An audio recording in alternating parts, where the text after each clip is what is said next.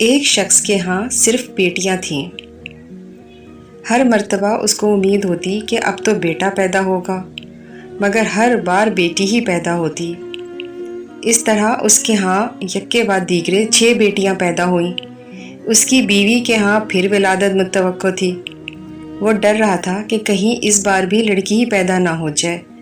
شیطان نے اس کو بہکایا، چنانچہ اس نے ارادہ کر لیا کہ اب بھی لڑکی پیدا ہوئی تو وہ اپنی بیوی کو طلاق دے دے گا۔ اس کی اس بات پر غور کریں، بھلا اس میں بیوی کا کیا قصور؟ رات کو سویا تو اس نے عجیب و غریب خواب دیکھا۔ اس نے دیکھا کہ کیا ہر جگہ قیامت برپا ہو چکی ہے۔ اس کے گناہ بہت زیادہ ہیں جن کے سبب اس پر جہنم واجب ہو چکی ہے۔ لہٰذا فرشتوں نے اس کو پکڑا اور جہنم کی طرف لے گئے۔ پہلے دروازے پر گئے تو دیکھا کہ اس کی ایک بیٹی وہاں کھڑی تھی جس نے اسے جہنم میں جانے سے روک دیا۔ فرشتے اسے لے کر دوسرے دروازے پر چلے گئے۔ وہاں اس کی دوسری بیٹی کھڑی تھی جو اس کے لیے آڑ بن گئی۔ اب وہ تیسرے دروازے پر اسے لے کر گئے تو وہاں تیسری لڑکی کھڑی تھی جو رکاوٹ بن گئی۔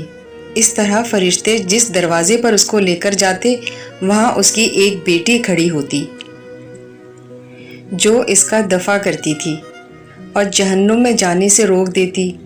غرض یہ فرشتے اسے جہنم کے 6 دروازے پر لے کر گئے، مگر ہر دروازے پر اس کی کوئی نہ کوئی بیٹی رکاوٹ بنتی چلی گئی۔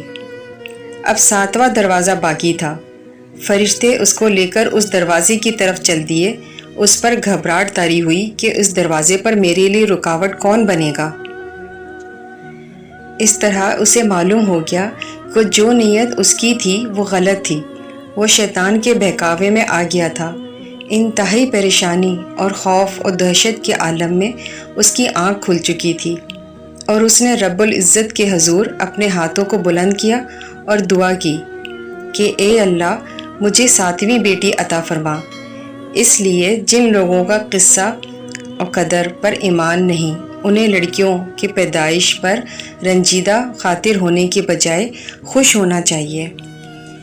ایمان کی کمزوری کے سبب جن بد عقیدہ لوگوں کا یہ تصور بن چکا ہے کہ لڑکیوں کی پیدائش کا سبب ان کی بیویاں ہیں، یہ سراسر غلط ہے۔ اس میں بیویوں کا یا خود ان کا کوئی عمل دخل نہیں، بلکہ میاں بیوی تو صرف ایک ذریعہ ہیں۔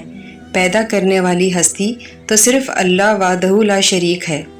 وہی جس کو چاہتا ہے لڑکا دیتا ہے، جس کو چاہتا ہے لڑکی دیتا ہے، اور جس کو چاہتا ہے لڑکے اور لڑکیاں ملا کر دیتا ہے، اور جس کو چاہتا ہے بانجھ بنا دیتا ہے۔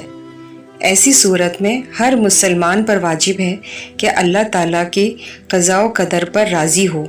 اللہ تعالیٰ نے سورہ شوری میں ارشاد فرمایا ہے، آسمانوں کی اور زمین کی سلطنت اللہ تعالیٰ ہی کے لیے ہے۔ وہ جو چاہتا ہے پیدا کرتا ہے، جس کو چاہتا ہے بیٹیاں دیتا ہے اور جسے چاہتا ہے بیٹے دیتا ہے، یا پھر لڑکے اور لڑکیاں ملا جلا کر دیتا ہے، اور جسے چاہتا ہے بانجھ کر دیتا ہے۔ وہ بڑے علم والا اور کامل و قدرت والا ہے۔